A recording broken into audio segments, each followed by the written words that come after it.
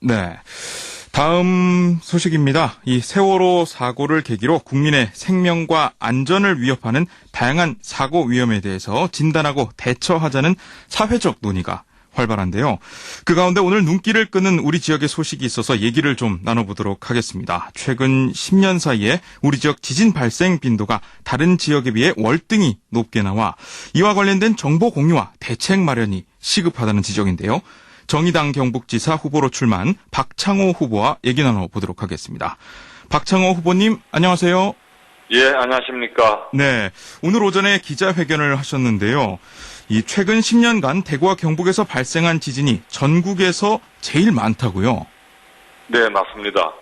정의당 경북도당에서 기상청 자료를 입수해서 2001년부터 2013년까지 한반도에서 발생한 지진 통계를 냈습니다. 결과를 분석해 보니까요.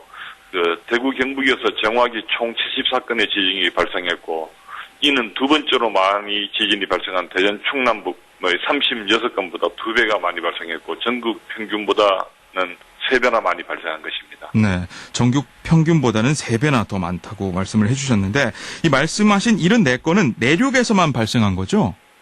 예, 그렇습니다. 바다 쪽은 어떻습니까? 동해에서는 총 97건의 지진이 발생했고요. 네. 마찬가지로도 동해에서도 지진 발생이 증가 추세에 접어들고 있는 것으로 보고 있습니다. 2006년부터 계속해서 증가 추세에 있습니다. 네, 계속해서 증가 추세를 보이고 있다고 말씀을 해주셨는데 지진의 강도는 어떻습니까? 네, 내륙에서 발생한 지진을 먼저 말씀드리면 총 74건의 지진 중에서 규모 1에서 3.0 사이의 지진은 63건, 좀 제일 많죠. 그러고 규모 3.0에서 4.0 사이의 지진은 10건, 규모 4.0 이상의 지진은 1건이 발생했습니다. 네. 네, 그리고 동해에서 발생한 97건의 지진 중에 규모 1.0에서 3.0 사이의 지진은 77건, 규모 3.0에서 4.0 사이의 지진은 18건, 규모 4.0 이상의 지진은 총 2건이 발생했고요. 이 중 규모가 가장 컸던 지진은 지난 2004년 울진해역 근처에서 발생한 리터 규모 5.2의 지진이었습니다. 네. 발생 빈도도 점차 급증하고 있습니다. 내륙의 경우에는 지난 2004년부터 2008년까지 한 해 평균 3.4건의 지진이 발생했는데 2009년부터 2013년 사이에는 무려 7.2건의 지진이 발생했습니다. 동해도 마찬가지로 2006년부터 급증 추세에 접어들었습니다. 네.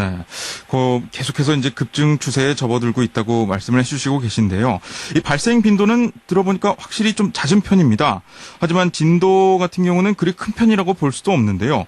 물론 앞으로 어떤 일이 일어날지는 우리가 알 수는 없지만 대지진에 대한 우려에 대해서는 지진 전문가들의 얘기를 좀 더 면밀히 들어봐야 되지 않을까요? 예, 맞습니다. 사실 저희는 지진 통계 자료를 통해 대구 경북에서 지진이 빈번하게 발생하고 있다는 이상 증후만 말씀드렸지, 발생 원인과 대책에 대해서는 지진 전문가의 조언과 조사가 필요한 상황입니다. 네. 이와 관련해서 정부는 하루빨리 전문가 집단과 TF팀을 꾸려서 이러한 이상 징후에 대해서 조사를 하고 또 대책을 세워야 한다고 봅니다. 네. 지진 전문가들도 지금 보고 계신 그 자료를 같이 가지고 있겠죠? 예, 거라 생각합니다. 네, 그렇군요. 빨리 좀 전문가들과 대책을 세워야 될 것 같은데요. 지진과 관련을 해서 내진 설계와 재난 대피소 등을 더 강화하자 이렇게 제안을 하셨는데 본인이 단체장이 되시면 그렇게 하겠다 이런 말씀이신 거죠? 예, 당연합니다. 예, 만약의 경우라도 큰 지진이 발생하기 전에 이런 부분을 미리 대비해야 한다고 생각합니다. 국민의 안전과 직결된 문제를 해결하는 것은 단체장의 의무입니다. 또 저뿐만 아니라 어느 누가 단체장이 되더라도 이것은 반드시 해야 하는 일이라고 생각합니다. 국민의 안전과 생명을 지키는 일에는 여야가 따로 없고 또 좌우가 따로 없다고 생각합니다. 네, 그렇군요. 우리나라의 많은 국민들이 우리나라는 지진에 대해서 안전지대다 이렇게 많이 생각을 하실 것 같은데요. 이 내진 설계와 재난 대피소 어떻게 강화하실 생각인지 혹시 구체적으로 말씀해 주실 수 있습니까? 구체적으로 지금 당장 말씀드리기에는 상당히 양이 많고요. 네. 예. 그래서 내진 설계 부분들은 어떤 국가의 어떤 법령의 문제라다 이런 부분도 있기 때문에 입법을 좀 촉구해야 되는 부분들이 있고. 네. 입법이 결정되고 나면 지방자치단체장의 어떤 시행을 하는 부분이니까. 네. 좀 엄격하게 적용을 해서 대충 넘어간 일이 없도록 하겠다는 것입니다. 네. 그럼 재난대피소 같은 경우는 뭐 좀 더 늘릴 생각이시거나 아니면 뭐. 그렇죠. 재난대피소는 당연히 더 늘릴, 그거는 지방자치단체장이 할 수 있는 일이고요. 아까 네. 말씀드렸던 내진 설계와 관련해서고요. 네, 알겠습니다. 특히 경북 동해안에는 원전 시설이 밀집되어 있습니다. 원전 추가 건설 여부도 이 초미의 관심사인데요. 이 부분에 대한 박 후보님의 입장은 어떤 겁니까? 통계 자료만 두고 보더라도 대구 경북은 지진의 위험으로도 결코 안전한 지역이 아니라는 겁니다. 또한 활성 단층 지대이기도 하고요. 네. 그래서 저의 입장은 단순 명료합니다. 지금 정부와 새누리당이 앞장서서 경북의 원자력 발전소를 추가로 증설하겠다고 나서고 있는데 지진의 위험에 노출된 지역에 원자력 발전소를 더 짓겠다는 것은 그야말로 미친 짓이다. 저는 그렇게 봅니다. 지진과 원전 시설의 안전 문제에 있어서 누구보다도 자신이 있었던 것이 일본이잖아요. 네, 그렇죠. 일본을 보십시오. 후쿠시마 원전 사태로 얼마나 큰 고통을 받고 있습니까? 그리고 저는 정부가 원전 시설이 안전하다고 말하는 것도 100% 신뢰할 수 없습니다. 얼마 전입니다만 저희 정의당 김재남 국회의원이 한국 수력 원자력 측에서 월성 원전 1호기의 내진 설계 기준이 되는 최대 지진 규모의 위험성을 6배나 축소했다는 자료를 내놓은 적이 있습니다. 네. 세월호 참사를 보듯이 정부가 객관적이고 진실된 입장을 견지하지 못한 상태에서 무조건 찬성해서는 안 된다고 보고 있습니다. 네, 무조건 찬성을 해서는 안 된다. 이렇게 보고 계신데, 이 말씀해 주신 월성 원전 1호기, 이 수명 연장에 대해서는 어떻게 생각을 하십니까? 당연히 30년 설계를 해서 이제 했잖아요. 네. 그러면 30년이 지났으면 처음에 설계를 했을 때 그렇게 했기 때문에 내구성이라든가 이런 부분들이 상당히 문제가 있다고 보는 겁니다. 네. 지금 다시 이제 연장을 하기 위한 어떤 검토에 들어가 있습니다만 저희 입장에서는 하루 빨리 폐기를 해야 된다고 보는 거고. 네. 월성 원전에서 포항시청 거리까지가 33km밖에 안 됩니다. 네. 그러니까 경주라든가 울산 북구는 훨씬 더 가깝죠. 월성 원전 주변에 인구가 한 50만 정도가 몰려 살고 있습니다. 네. 후쿠시마 같은 경우에는 그 주변에 인구가 그렇게 별로 없었는 지역이었어도 그런 대재앙을 몰고 왔었는데 고리에는 500만, 월성 원전에 한 50만 이렇게 많은 인구가 몰려 살고 있는데 노후 원전 하루 빨리 폐기해야 된다고 생각합니다. 네, 노후 원전은 하루 빨리 폐기를 해야 된다 이런 생각을 갖고 계시군요. 네. 알겠습니다. 이 지진과는 좀 관련이 얘기 없는데요. 지난 9일에 또 포스코에서 폭발 사고가 발생해서 시민들이 많이 놀랐습니다. 이와 관련해서 포스코를 위기관리 사업장으로 지정하라고 촉구를 하셨더라고요. 이 위기관리 사업장, 이게 어떤 겁니까?